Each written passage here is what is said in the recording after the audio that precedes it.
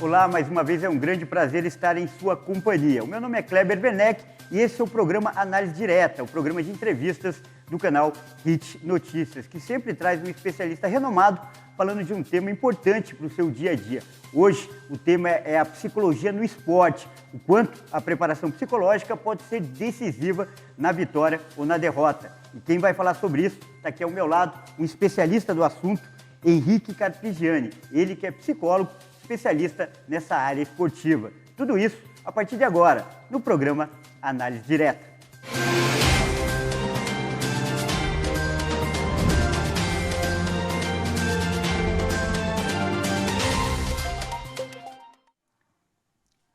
E nós estamos de volta ao estúdio da Hit TV em São Paulo, onde acontece o programa Análise Direta. Como eu já disse agora na abertura, o tema hoje é esporte. Quem não gosta de esporte, especialmente nesse momento, né? Nesse ano que é ano de Olimpíada. E aqui ao meu lado, como eu também já apresentei, o Henrique Carpigiani, que é psicólogo. Henrique, primeiro quero agradecer a sua gentileza, a sua simpatia por aceitar nosso convite. Seja muito bem-vindo. Muito obrigado, Kleber. É um prazer estar aqui. Legal. Eu te apresentei rapidamente, Henrique, agora eu quero que você se apresente, fale um pouco desse trabalho, porque psicologia é um campo muito abrangente, né? Muito. Toda a área da vida envolve psicologia. E com o esporte não é diferente, né? Não, também não. Na realidade, eu sou psicólogo de formação, fiz a primeira especialização em clínica, em análise do comportamento, a segunda em gestão estratégica de pessoas, porque até então eu gostava de organizacional, mas sempre pratiquei esporte, sempre gostei, e aí surgiu um curso que me atraiu, e aí eu fui fazer a psicologia do esporte. E por algum motivo, tem um pouco de dedicação, mas eu tive um crescimento muito rápido na área. Então, comecei a trabalhar com natação, depois peguei time de vôlei, basquete, tênis, e comecei expandindo até chegar num estágio que eu estou hoje, estágio de profissão, que eu trabalho com esportes eletrônicos, e também é uma novidade.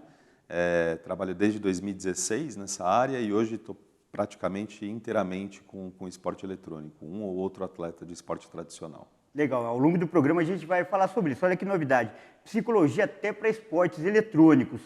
Mas hoje são muitos profissionais da psicologia que escolhem essa área, a gente não vê muito, a gente vê em todas as áreas, especialmente agora a pandemia, a psicologia ficou em alta, porque os problemas vieram à tona. Agora, especificamente para o esporte, a gente não tem tantas notícias de profissionais como você. Tem crescido esse campo também? Tem crescido, acho que é uma área que tem crescido bastante, principalmente depois da Olimpíada de Londres, de 2012, em que teve um boom e foi a primeira vez em que foi uma equipe de psicólogos acompanhando o time Brasil nas Olimpíadas.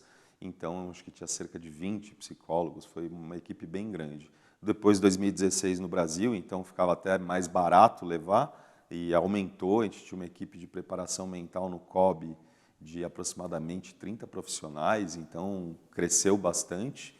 E com toda essa demanda de pandemia, de como o atleta se comporta, como ele mantém a motivação treinando, o engajamento com o programa, aumentou a procura e está tendo muito espaço e muita busca por novos profissionais também, querendo entrar na área. Legal. Ao longo do programa a gente vai falar bastante, detalhar como é o seu método, o seu trabalho, mas eu acho interessante já situar o telespectador. Esse trabalho, ele é interessante, claro, para o atleta de ponta, sem dúvida nenhuma.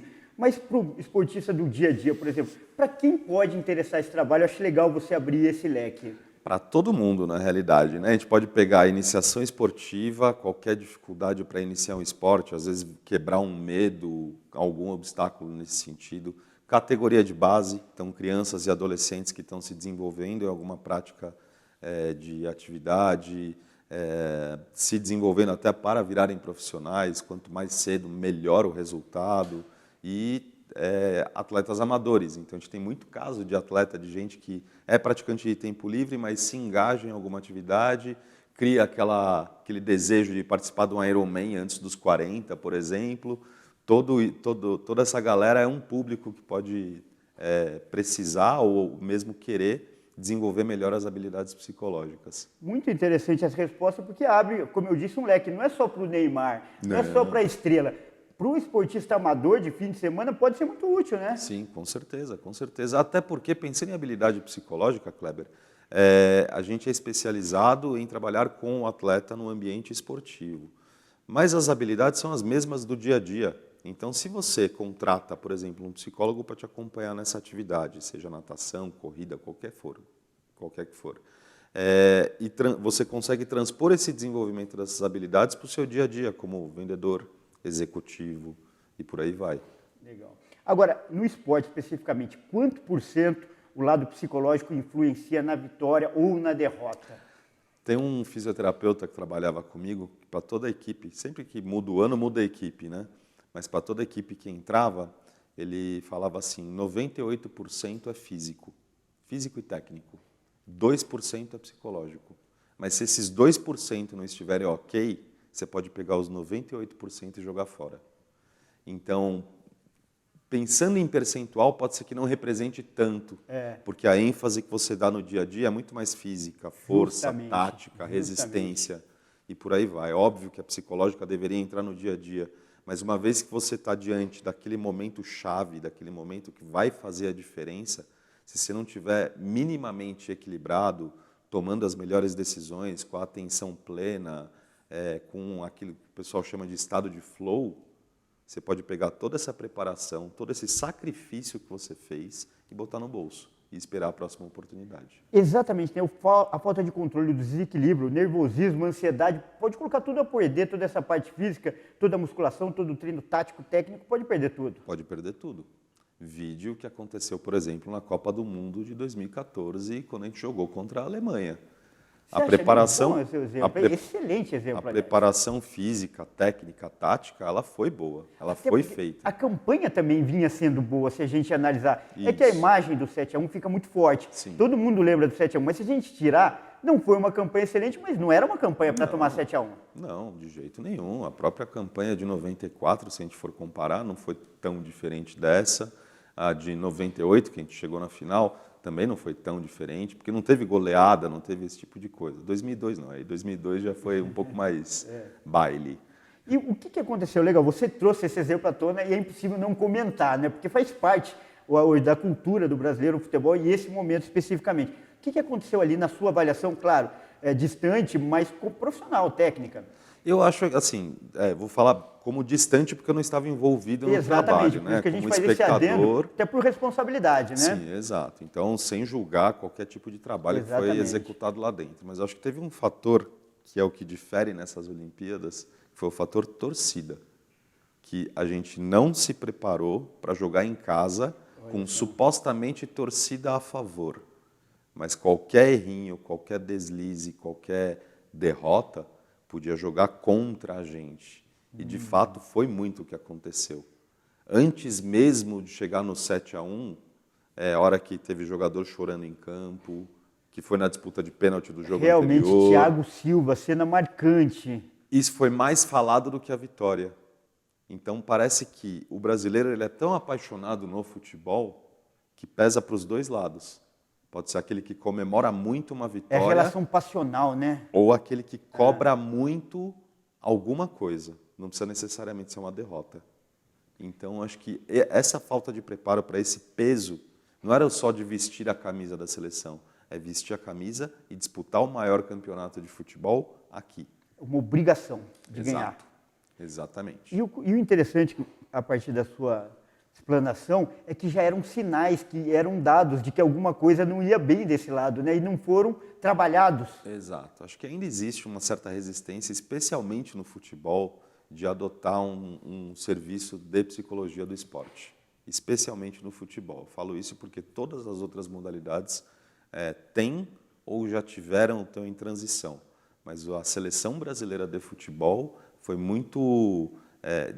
as vezes que tiveram, foi o técnico que chamou, não foi a CBF, por exemplo. Ou seja, não foi institucional, Exato. Foi uma iniciativa pessoal, individual, pontual Exatamente. até. Exatamente isso. Você, inclusive, antecipou uma pergunta que eu ia fazer. Como é que está a aceitação desse trabalho no esporte de alto rendimento? Que, na verdade, é o que mais precisa. Porque não é só uma diversão, é uma profissão acima de tudo. Uma profissão. Até porque, se for pensar até ano passado, que parou tudo, foi o desespero geral. Então, de fato, é uma profissão.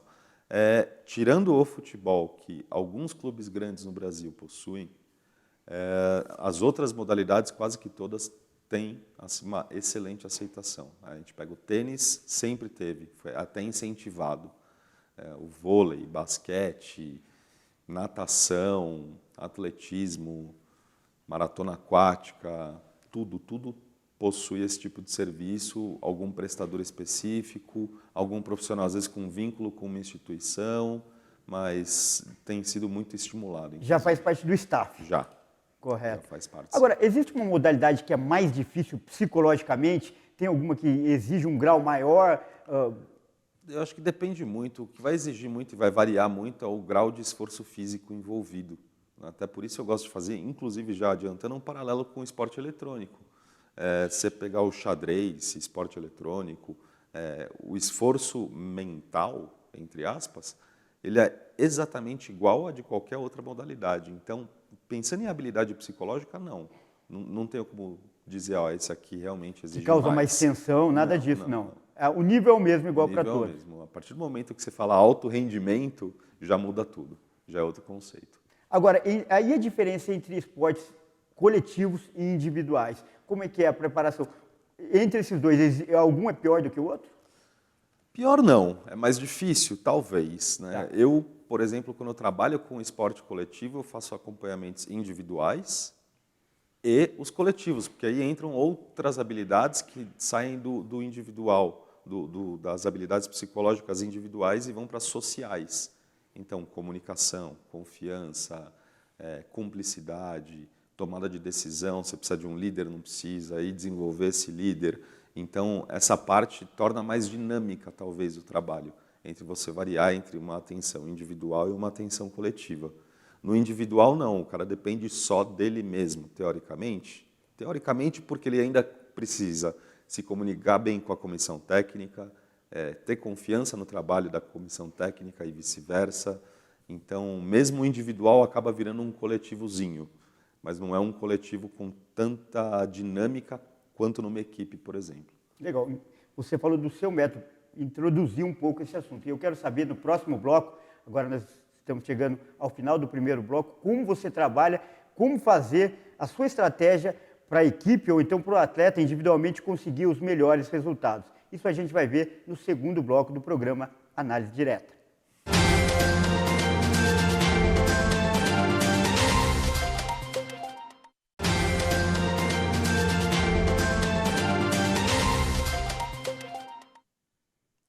Nós voltamos com o segundo bloco do programa Análise Direta, o programa de entrevistas do canal HIT Notícias, que hoje está falando de esporte, mais especificamente a psicologia, como é feito o trabalho psicológico dentro do esporte para conseguir os melhores resultados.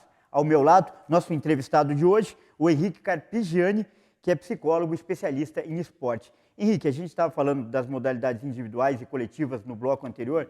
Durante muito tempo eu fui repórter esportivo, como eu falei, e participei de cobertura muito de jogos abertos, jogos regionais. Em conversa uma vez com um professor, que era técnico também, ele me disse que as modalidades individuais tinham uma característica da pessoa ter ela mesma com uma adversária, ela tentar superar ela mesma. Enquanto no coletivo aquela parceria é um time contra o outro. E isso tornaria até um pouco mais, ou um desafio a mais nos esportes individuais, porque o maior adversário do esporte individual, da natação, no atletismo, é ela própria.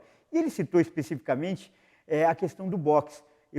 Me veio à tona essa lembrança, porque você falou da questão social também que envolve essa preparação, o histórico que esse atleta traz.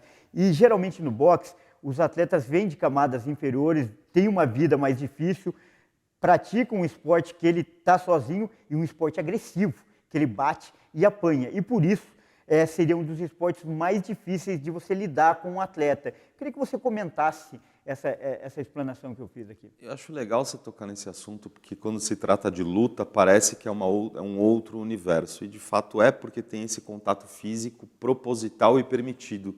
Né? Então você pega outras modalidades, até pode ter um tipo de contato, mas não é o intencional, não é o esperado. Acho que a história de vida ela conta bastante. E quando a gente fala de boxe, por exemplo, eu não tenho como deixar de falar do Tyson. O Tyson é provavelmente um dos maiores lutadores de todos os tempos de boxe, e ele foi criado na base da pancada, né?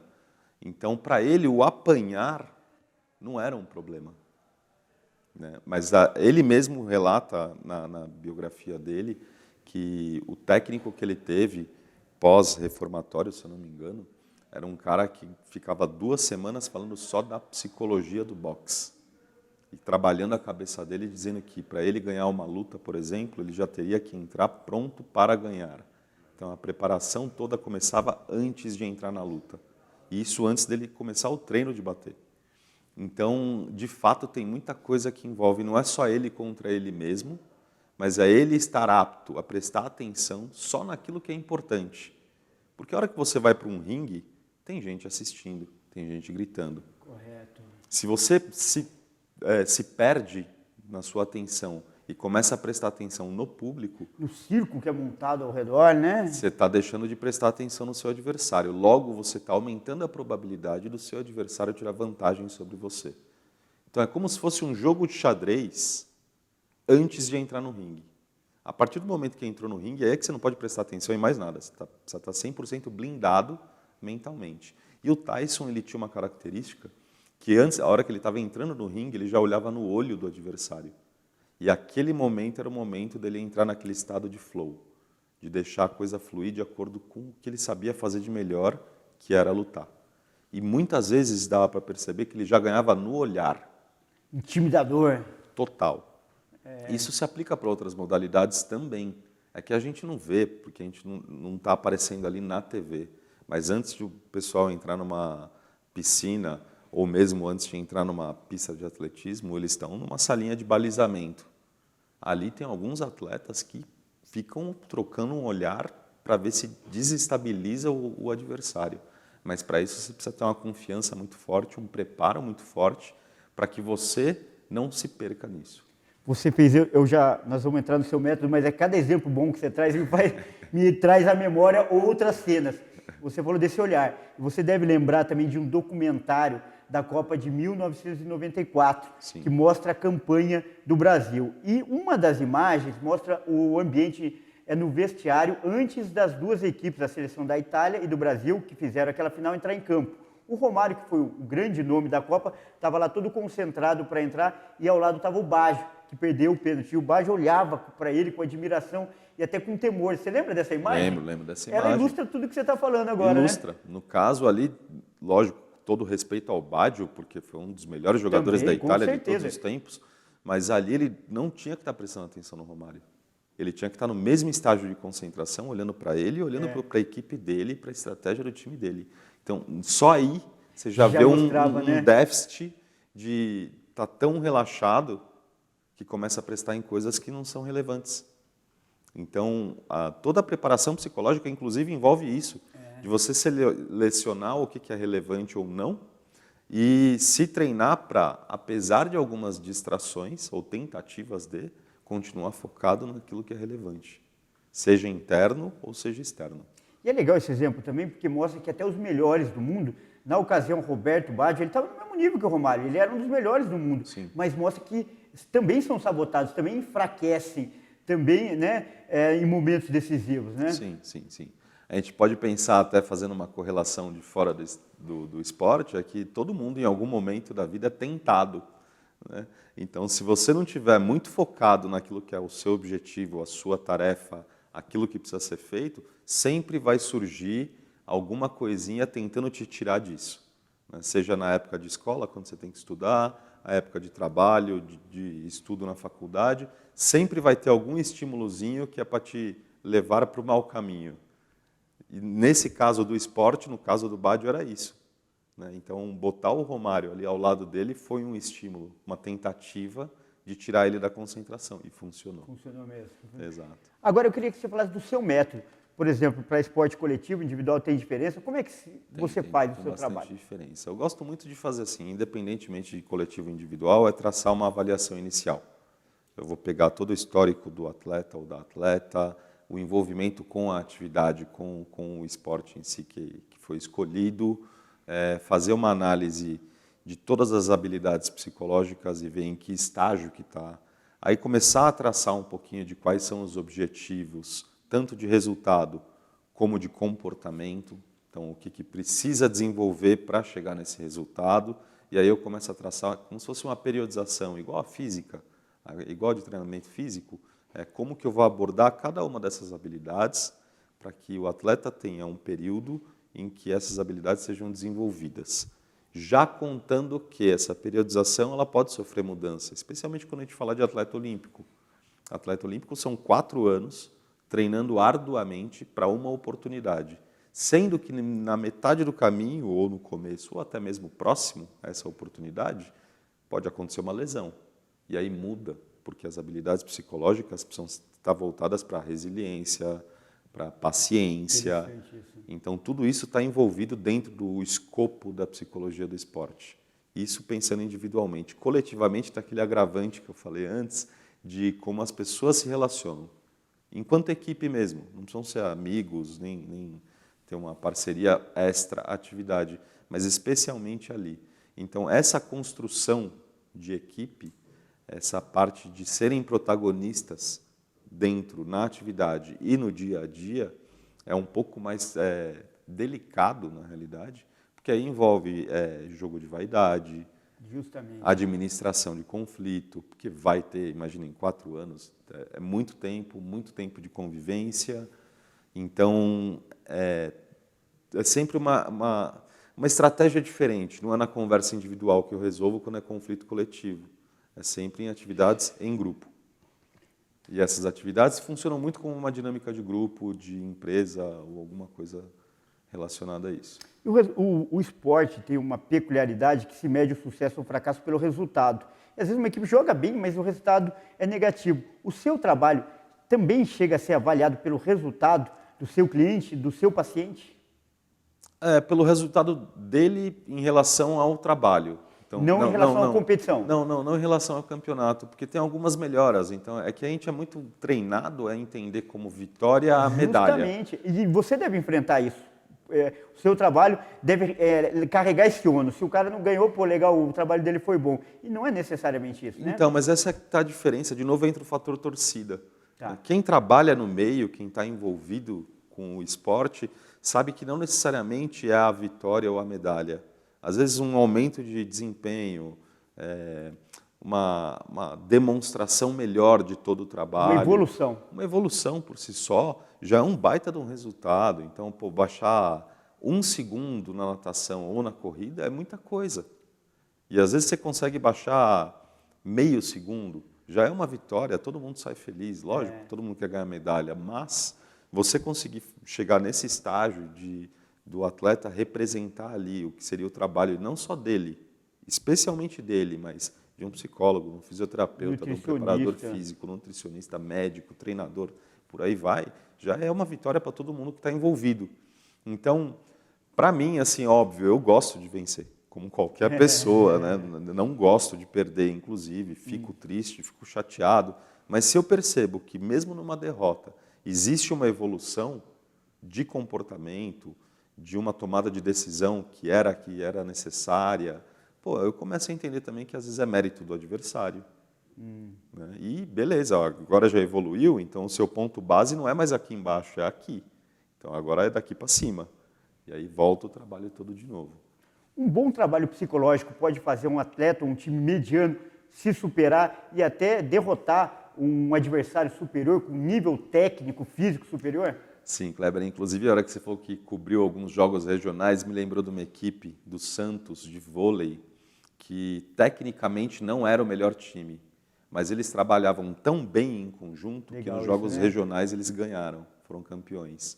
Então, isso fez com que o conjunto não vou falar mediano porque parece ruim, mas com um nível talvez não tão bom quanto as outras equipes, individualmente, não fosse tão bom. Mas coletivamente eles superaram todos, porque eles de fato eram cúmplices um do outro. Um já sabia aonde que o outro ia estar, não precisava estar olhando, estava tudo ensaiadinho. Bacana. Então todas as jogadas fluíam. Bloqueio, eles não tinham o mais alto, mas o posicionamento e o tempo de bloqueio também fluía. Então, sim, acho que quando você tem essa sinergia de grupo, você consegue bater, inclusive, quem tem mais talento, por assim dizer. E esse tipo de vitória, de caso que você falou, é que trazem as grandes lições, né? Porque o melhor ganhar chega a ser óbvio demais, mas você vê um time se unir em torno de uma causa, em torno de um objetivo e superar tantas dificuldades, acaba sendo uma vitória maior do que a própria vitória no esporte, né? Com certeza, com certeza. Então, o fato de você sobreviver todo esse período e conseguir manter ou criar essa sinergia, por si só já é uma vitória. Entra naquele critério que a gente estava falando antes. Então, por mais que esse time perdesse, se eu estivesse trabalhando e visse essa evolução, dessa criação de sinergia, eu ia falar, meu, trabalho feito. Tá ótimo. Legal. Até porque o psicólogo ele não trata o atleta, ele trata o ser humano. Exato. O atleta é consequência. Exatamente. Legal. Exatamente. E por falar nisso, né, você falou também sobre Olimpíadas. Esse ano acontecem as Olimpíadas e sem torcida pela primeira vez na história. Será que isso tem influência no rendimento dos atletas? É o que nosso convidado vai falar no terceiro e último bloco. Não saia daí.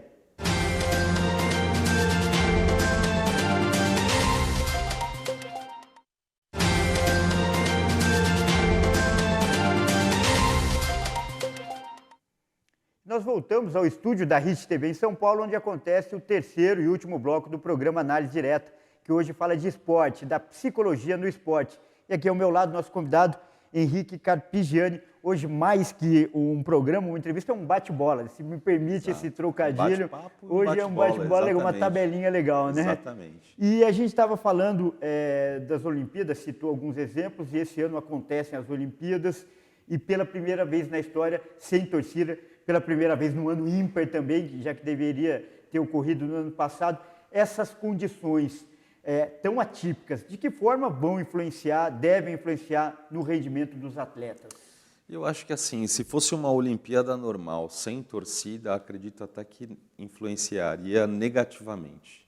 Mas como a gente está num ano que ainda continua com pandemia e especialmente pós grande onda de pandemia, todos eles estão muito motivados a apresentar os melhores resultados para os respectivos países, porque todo mundo sofreu com isso, né? E foi uma pancada forte. Então, é de fato um privilégio estar lá. E acho que todo mundo vai querer mostrar o melhor serviço possível. Se fosse numa Olimpíada normal, sem pandemia, mas que proibissem a torcida, aí eu acho que ia ter um fator que ia influenciar negativamente na performance. Mas acho que, considerando tudo aquilo que aconteceu, em termos de motivação, pelo menos, todos os atletas tendem a apresentar os melhores resultados possíveis, como em qualquer outro Jogos Olímpicos. Agora, a Olimpíada tem uma peculiaridade que você também já lembrou durante o programa, que é o atleta se preparar durante 4 anos para alguns segundos, para uma única prova, em alguns casos, né? Como que é isso? Essa é uma preparação diferenciada? Como deve ser essa preparação? Com muita paciência. Essa é a primeira coisa, é muita paciência, ter objetivos traçados e quebrados. Então, são metas fracionadas. Você tem 4 anos, dá para fracionar muito bem essa evolução. E dá para você ir reavaliando sempre e periodicamente para ver se está tendo a evolução esperada ou não. Então, acaba ficando um pouco mais fácil justamente por ser a cada 4 anos, nesse sentido.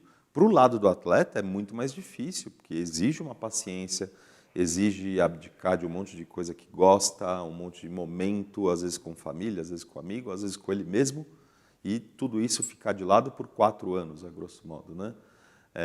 Lógico, tem sempre um período de férias, um período de descanso, mas que, pelo menos para quem almeja chegar lá, e mais do que só chegar lá, almeja ganhar alguma coisa lá, você precisa abrir mão de muita coisa que você gosta, e isso, de fato, é muito sofrível.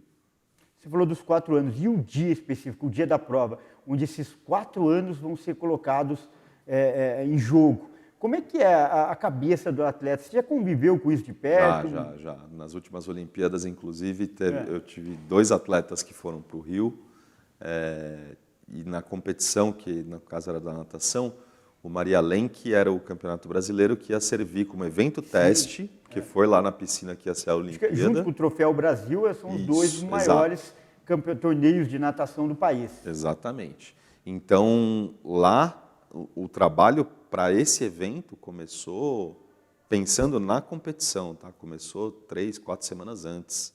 E aí eu comecei a estimular eles a trabalharem com visualização, com autocontrole, para começar a se imaginar fazendo toda a rotina, desde o aquecimento até a hora da prova, como que ia se comportar, para onde ia olhar, Você o que treinou tinha que um prestar dia, atenção. então? Treinei, da Legal, seletiva. isso é interessante. Não é só o treino da prova especificamente, tem Não. o treino do comportamento, dos momentos que antecedem. Kleber, vamos pensar numa questão bem prática. Quando a gente vai para uma atividade que é muito importante, se a gente sai do ambiente e simplesmente cai no outro, o nosso cérebro não está pronto.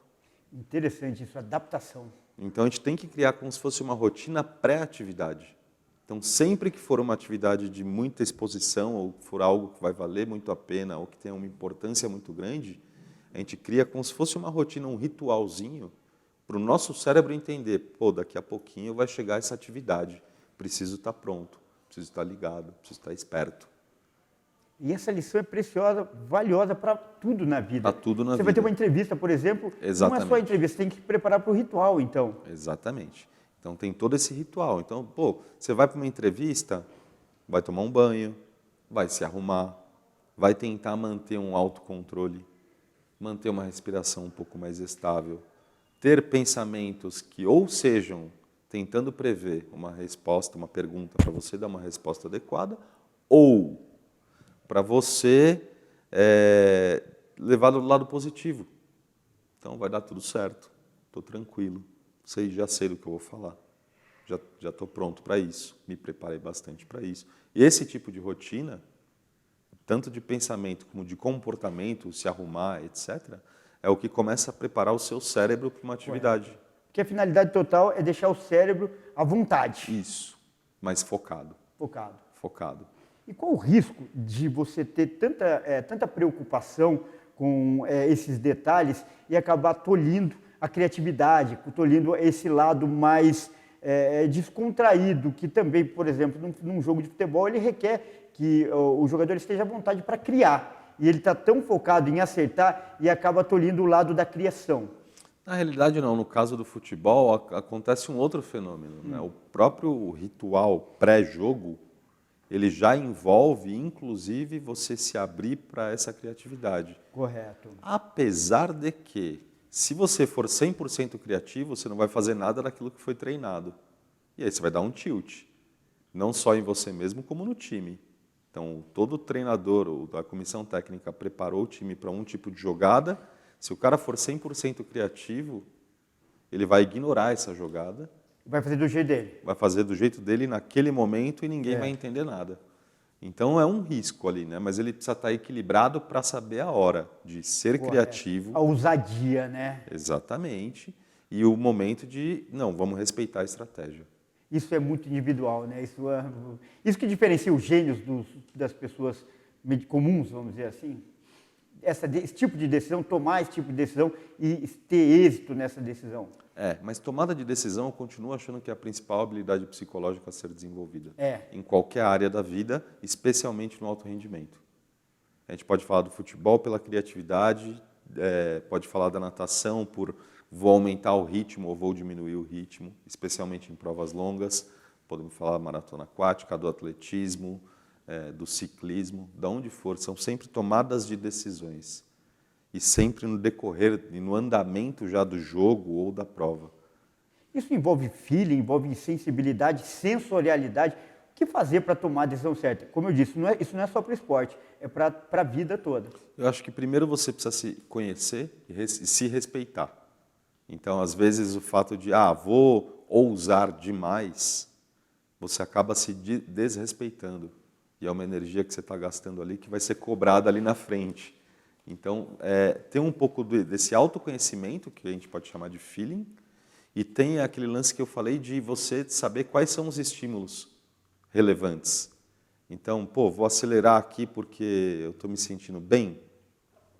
Tá bom, mas acelera de pouco em pouco. É saber dosar. Ou, vou pedalar um pouco mais forte porque o vento está a favor. Beleza. Prestou atenção no estímulo que é relevante, se autoconhece, sabe que está bem, tomou uma decisão de improviso. Vou mudar um pouco o ritmo. Beleza. Agora, não sei como está o vento, eu tomo a decisão de mudar alguma coisa, eu já não prestei atenção naquele estímulo relevante. Então, o feeling falhou. O feeling diz respeito a você. É um cálculo de risco. exato. Só Agora, que tomada em milésimos de segundo. também muito importante a gente tocar nesse assunto, que é uma novidade, esportes eletrônicos. Você está se tornando um especialista em preparo psicológico em esportes eletrônicos. Exatamente. Conta pra gente essa história. A primeira oportunidade surgiu em 2016, durante as Olimpíadas, inclusive. Eu estava com os 2 atletas no Rio e surgiu uma oportunidade num jogo que chama League of Legends. De lá para cá eu passei por algumas equipes, hoje estou lá no Flamengo eSports. Então os próprios clubes, grandes clubes do futebol estão investindo no esporte eletrônico e está dando super certo. Assim, é uma modalidade que, em termos de habilidade psicológica, não difere do tradicional. O que difere é o desgaste físico. Então não envolve corrida, não envolve salto, não envolve nada. Mas ainda assim, todos eles precisam fazer uma preparação física adequada para aguentar a dinâmica e a rotina de treino de 8 horas por dia em frente a um computador ou um videogame ou um celular. E está cada vez mais exigente, né? Eu já fiz uma reportagem sobre isso também. Eles ficam confinados numa casa, treinando durante horas, praticamente não se limita ao esporte, influencia a vida toda do atleta, né? Sim, exatamente. Então, 2 modelos, então. Tem a Game House, que é essa casa, e tem o Office, que é o escritório. Então, tem esses 2 modelos. O da casa ainda é um pouco pior, se a gente for pensar em coletivo, porque além de morar junto, eles treinam junto e aí viram uma grande república em que você pratica ali no dia a dia a atividade. No caso do Office, fica um pouco mais fácil, é como se você saísse da sua casa e fosse trabalhar e de lá você fosse para sua casa e lá você tem seu espaço de descanso. Mas é um universo muito grande, Kleber, muito grande mesmo. Tem espaço para muita gente. Legal. Olha, a conversa é tão interessante, foi tão interessante que voou, né? Muito rápido, mais rápido que uma prorrogação, né? Que ele passa voando. Mas eu quero reservar esses minutos finais para você falar um pouco mais dos seus contatos, se você quiser terminar contando mais alguma história do seu trabalho, enfim. Você tem alguns minutos aí para deixar os seus contatos para as pessoas que se interessarem para falar mais um pouco do seu trabalho. Fica à vontade. Legal, Kleber.